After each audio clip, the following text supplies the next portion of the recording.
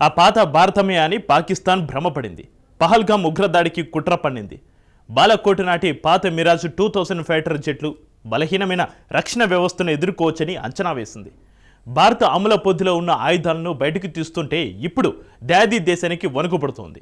సరిహద్దుల వైపు పాకిస్తాన్ చూస్తేనే ఆ దేశం కన్నును క్షణాల్లో పొడిచేయగల ఆయుధాలు ఇండియా వద్ద ఇప్పుడు ఉన్నాయి. ఇప్పుడు భారత అత్యాధునిక ఆయుధాలతో విన్యాసాలను నిర్వహిస్తుంది. ఈ విన్యాసాలతోనే పాక్ బెంబేలెత్తిపోతుంది. 2019 నాటి బాలకోట్ దాడికి ఇప్పటి భారత్కు వచ్చిన మార్పు ఏంటి?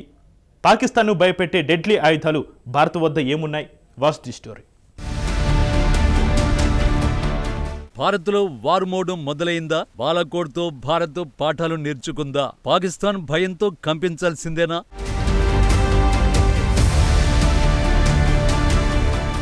శాంతంగా ఉన్న సమయంలో చెమట చిందిస్తే యుద్ధంలో నష్టాలనంత తక్కువగా నివారించవచ్చన్నది నిపుణుల మాట.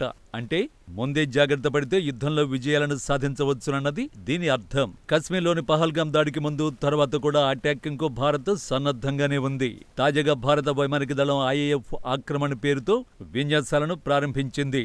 ఆక్రమణ అనే హిందీ పదానికి దాడి అని అర్థం. పహల్గామ్ ఉగ్రదాడితో IAF సైనిక వ్యాయామాలు చేపట్టింది. దీనికి కారణం సరిహద్దులో పాకిస్తాన్ పెద్ద ఎత్తున ఆయుధాలను మోహరిస్తోంది. యుద్ధానికి దాయాది దేశం సిద్ధమైపోతోంది. దీంతో భారత్ కూడా పాకిస్తాన్ కు బలంగా బుద్ధి చెప్పేందుకు సిద్ధమవుతోంది. ఇప్పుడు Su-30 రఫేల్ ఫైటర్ జెట్లను యాక్షన్లోకి దించేసింది. ఈ సైనిక విన్యాసాల లక్ష్యం ఏమిటి అంటే ఖచ్చితమైన దాడులు, గగనతల ఆధిపత్య మిషన్లు, సమగ్ర యుద్ధ వ్యూహాలను రచించడమే. సో భారత సందేశం బిగ్గరగా చాలా స్పష్టంగా ఉంది. ఇండియన్ మిలిటరీ డెడ్లీ అటాక్ మోడ్కు గేర్లను మారుస్తోంది. సెంట్రల్ ఇండియాలో ఈ వైమానిక విన్యాసాలు జరుగుతున్నాయి. భారత వైమానిక దళం దాడులకు సిద్ధమవుతోంది. అందులో భాగంగానే పైలట్లు ముందే చెమటను చిందిస్తున్నారు. పర్వత ప్రాంతాల్లో లాంగ్ రేంజ్ మిషన్లు చేపట్టి వైమానిక దాడులు నిర్వహించడంపై కసరత్తు చేస్తున్నారు. ఈ ఆక్రమణ విన్యాసాల వెనుక ఉన్న భారత్ ప్లాన్లు ఏంటి? శత్రువుల సరిహద్దులు దాటి వెళ్లడం, డెడ్లీ అటాక్ చేయడంపైనే ఆక్రమణ విన్యాసాల లక్ష్యం. శత్రువుల సరిహద్దులు దాటి వెళ్లడం, డెడ్లీ అటాక్స్ చేయడం గురించి ఎక్కడో విన్నట్టు అనిపిస్తోంది కదా? నిజమే. ఎందుకంటే భారత్ గతంలో కూడా ఈ యుద్ధ తంత్రాన్ని ఉపయోగించింది. 2019 ఫిబ్రవరిలో జరిగిన బాలకోట్ దాడులకు భారత్ ఈ వ్యూహాన్ని అనుసరించింది. అప్పట్లో పాకిస్తాన్లోని తీవ్రవాద శిబిరాలపై భారత వైమానిక దళం నిప్పులు కురిపించింది. పుల్వామాలో జరిగిన ఉగ్రదాడికి ప్రతీకారం తీర్చుకుంది. 2019 ఫిబ్రవరిలోనే భారత భద్రతా దళాల కాన్వాయ్పై ఉగ్రవాదులు ఆత్మాహుతి దాడి చేశారు. ఈ దాడిలో 40 మంది సైనికులు వీరమరణం పొందారు. ఈ ఆత్మాహుతి బాంబర్కు నిధులు సమకూర్చి శిక్షణ వరకు అన్ని కుట్రల్లోనూ పాకిస్తాన్ హస్తమే ఉందని తేలింది. పుల్వామా దాడితో భారత్ షాక్కు గురైంది. ఈ దాడిపై దేశ ప్రజలు ఆగ్రహంతో ఊగిపోయారు. సరిగ్గా 12 రోజుల తర్వాత భారత్ ప్రతీకారం తీర్చుకుంది. మిరాజ్ 2000 ఫైటర్ జెట్లు పాకిస్తాన్లోకి ప్రవేశించే దాయాది దేశంలోని బాలాకోట్లో జైషే మొహమ్మద్ ఉగ్రవాద శిబిరాలపై బాంబుల వర్షం కురిపించే ఈ మిషన్ మొత్తం 21 నిమిషాల పాటు కొనసాగింది. 1971 తర్వాత పాకిస్తాన్ గడ్డపై జరిగిన భారత తొలి వైమానిక దాడి ఇది. తమ వద్ద అణుబాంబులు ఉన్నాయంటూ ప్రతిసారి పాకిస్తాన్ బెదిరింపులకు దిగుతోంది. ఈ బెదిరింపుల్ని లెక్క చేయకుండా భారత్ సాహసోపేతమైన అటాక్ కు దిగింది. బాలకోట్ కేవలం సైనిక అటాక్ ఏమాత్రం కాదు. బాలకోట్ దాడితో పాకిస్తాన్కు భారత్ బలమైన సందేశాన్ని పంపింది. భారత్ సిద్ధాంతం, సహనం రెండు కూడా మారాయని పాకిస్తాన్కు చెప్పకనే చెప్పింది. ఉగ్రదాడికి దిగితే బలమైన దెబ్బ తప్పదని ఢిల్లీ క్లారిటీ ఇచ్చింది. బాలకోట్ దాడిలో భారత్ కేవలం ఒక MiG-21 ఫైటర్ జెట్ను మాత్రమే కోల్పోయింది.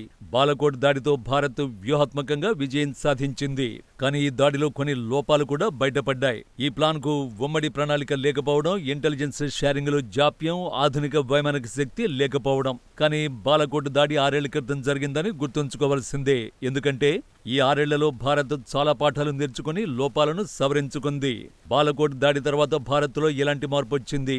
భారత రక్షణ బడ్జెట్ $4,200 కోట్ల నుంచి $7,500 కోట్ల పెరిగింది. దాదాపుగా రక్షణ బడ్జెట్ను 82% పెంచేసింది. మిలిటరీ ఆధునికీకరణ నిరంతరాయంగా కొనసాగింది. ప్రధానంగా దాడి సామర్థ్యాలకు ఎక్కువగా నిధులు భారత్ కేటాయించింది. ఇప్పుడు వైమానిక దళంలో అత్యాధునిక రఫేల్ ఫైటర్ జెట్లు ఉన్నాయి. ఈ జెట్లు 2 డెడ్లీ ఆయుధాలతో దాడి చేయగలవు. మొదటిది ఆయుధం మీటియోర్. ఇది long range air to air missile. 150 కిలోమీటర్ల దూరంలోని లక్ష్యాన్ని ధ్వంసం చేయగలదు. రెండో డెడ్లీ వెపన్ స్కల్ప్. ఇది long range air to ground missile. 500 కిలోమీటర్ల దూరంలో ఉన్న ఉగ్ర శిబిరాలను ధ్వంసం చేయగలదు. బాలకోట్ దాడుల సమయానికి రఫేల్ యుద్ధ విమానాలు భారత్ వద్ద లేవు. కానీ ఇప్పుడు ఈ ఆధునిక యుద్ధ విమానాలు సైన్యానికి అందుబాటులో ఉన్నాయి. ఈ యుద్ధ విమానాలే కాకుండా ఇతర ఫైటర్లను, ఆయుధాలను కూడా భారత్ అప్గ్రేడ్ చేసింది. లాంగ్ రేంజ్ మిసైళ్లు, బాంబులను SU-30 జెట్లకు భారత్ అనుసంధానం చేసింది. SU-30 కూడా మోస్ట్ డేంజరస్ వెపన్స్ తో దాడి చేయగలదు. అందుకు ఉదాహరణ అస్త్ర. స్వదేశీ పరిజ్ఞానంతో అభివృద్ధి చేసిన long range air to air missile ఈ అస్త్ర. ఇక భారత్ అమ్ముల పొదిలో ఉన్న మరో డేంజరస్ వెపన్ బ్రహ్మోస్. ఇది సూపర్సోనిక్ క్రూయిజ్ మిసైల్. ఇది దాడికి దిగితే శత్రువుల గుండెల్లో వణుకు పుట్టాల్సిందే. ఎందుకంటే ఇది 99.99% ఖచ్చితత్వంతో శత్రువు లక్ష్యాలపై దాడి చేసి భారీ విధ్వంసమే సృష్టించగలదు. ఇవే కాకుండా శత్రువుల్ని చీల్చి చెండాడే అపాచీ అటాక్ హెలికాప్టర్లు భారత్ వద్ద ఉన్నాయి. మిలిటరీ రవాణా కోసం కొత్త ఎయిర్క్రాఫ్ట్లు సిద్ధంగా ఉన్నాయి. ప్రధానంగా భారత్ అటాకింగ్ పవర్ ని పెంచుకునేందుకు భారీగానే పెట్టుబడి పెట్టింది. మరి శత్రువుల నుంచి వచ్చే మిసైళ్లను అడ్డుకునే భారత డిఫెన్స్ మాట ఏమిటి? 2019లో వైమానిక దాడుల్ని అడ్డుకునే యాంటీ మిసైల్ వ్యవస్థలు భారత్ వద్ద లేవు. కానీ ఇప్పుడు శక్తివంతమైన వ్యవస్థలు భారత అమ్ముల పొదిలో ఉన్నాయి. అందులో కీలకమైనది S-400. శత్రువుల క్షిపణుల్ని 400 కిలోమీటర్ల దూరంలోనే గుర్తించి ధ్వంసం చేయగలదు ఈ S-400.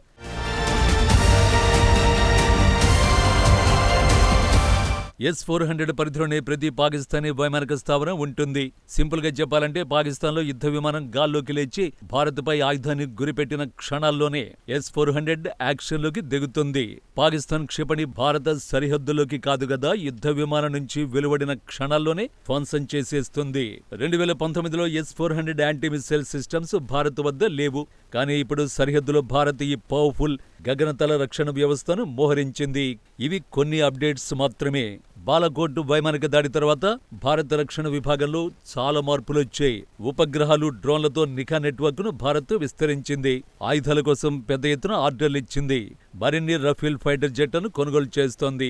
అత్యాధునిక స్టెల్త్ ఫైటర్ జెట్లపైన భారత్ కన్నేసింది. ఇప్పటికే భారత్ వద్ద పినాకా రాకెట్ వ్యవస్థలు, విమానవాహక నౌకలు, అణుజలంతర్గాములు ఉన్నాయి. సరిహద్దులో మౌలిక సదుపాయాలను భారత్ విస్తరించింది. సరిహద్దులో రోడ్లను విస్తృతం చేసింది. వైమానిక స్థావరాల్ని, లాజిస్టిక్ హబ్లను అప్గ్రేడ్ చేసింది. ఆయుధ తయారీ 174% పెరిగింది. కొన్నేళ్లలో భారత రక్షణ వ్యవస్థలో అతి పెద్ద మార్పు ఏంటో తెలుసా? Mind set. దాడి చేస్తే గుండెలు బాదుకుని జరిగిందేదో జరిగిందని సరిపెట్టుకోదు. రాజకీయంగా, సైనికంగా ఖచ్చితంగా ఎదురుదాడి చేయాల్సిందేనన్న సంకల్పం మారింది. బాలకోట్ నుంచి భారత విధానం పూర్తిగా మారిపోయింది. శత్రువులు దాడి చేస్తే భారత్ రివర్స్ అటాక్ చేస్తుంది. ఇదే ఇస్లామాబాద్కు భారత్ ఇచ్చే సంకేతం. ఈ సంకేతం కారణంగానే పాకిస్తాన్లో వణుకు పుడుతోంది. భయంతో సరిహద్దులోకి భారీగా సైన్యాన్ని, ఫైటర్ జెట్లను మోహరిస్తోంది. సైనికులకు సెలవులు రద్దు చేసింది. భారత్ ఇన్నాళ్లు సహనంగా ఉంది. ఇది బలహీనత అనుకుని పాకిస్తాన్ భ్రమపడింది. కానీ ఇప్పుడు ఆ సహనానికి పాకిస్తాన్ మూల్యం చెల్లించుకునేందుకు సిద్ధంగా ఉంది. అయితే భారత రిటర్న్ గిఫ్ట్ ఎలా ఉంటుంది అన్నదే పాకిస్తాన్ ఊహకు కూడా అందడం లేదు.